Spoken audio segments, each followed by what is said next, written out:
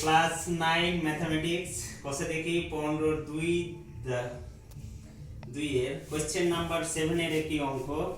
একটি প্রশ্নটা হচ্ছে একটি সমকোণী সমদ্বিবাহু ত্রিভুজের অতিভুজের দৈর্ঘ্য 12√2 সেমি হলে ত্রিভুজের ক্ষেত্রফল হিসাব করে লিখি।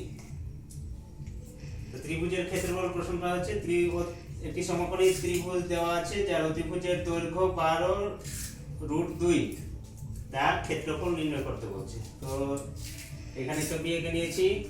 ABC হচ্ছে সমকোণী সমদ্বিবাহু ত্রিভুজ যার AB সমান BC, এই দুটো বাহু সমান, সেটাকে x ধরে নিলাম। এবার এখানে ধরে নিয়েছি, ধরি সমকোণী সমান বাহুগুলির দৈর্ঘ্য অর্থাৎ AB সমান BC যেটা পাবো, AB সমান BC যেটা পাবো তার দৈর্ঘ্য x ধরলাম।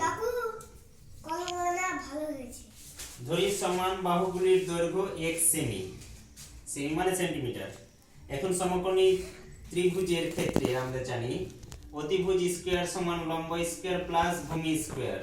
এখানে মানগুলো বসিয়ে দিব। অতিভুজ হচ্ছে AC, এর মান বসিয়ে দিলাম 12√2 হোল স্কয়ার ইকুয়াল টু লম্ব সমান হচ্ছে x ধরেছি, ভূমি সমান x ধরেছি, বসিয়ে দিলাম।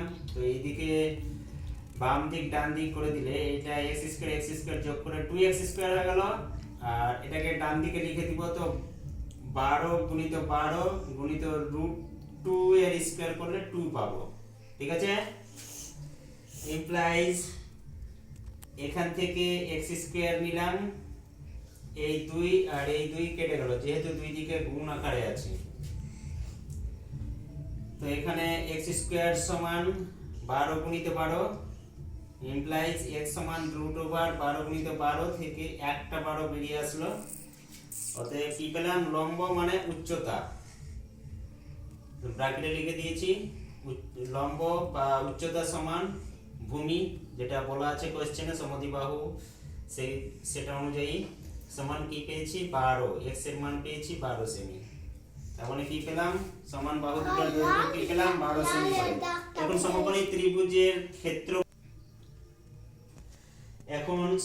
ত্রিভুজের ক্ষেত্রফলের সূত্র হচ্ছে হাফ ইনটু ভূমি ইনটু উচ্চতা বর্গ সেমি। সেমি এককে আছে ওই জন্য সেমি দিলাম, এবং বর্গ ক্ষেত্রফলের ক্ষেত্রে বর্গ দেওয়া হয়।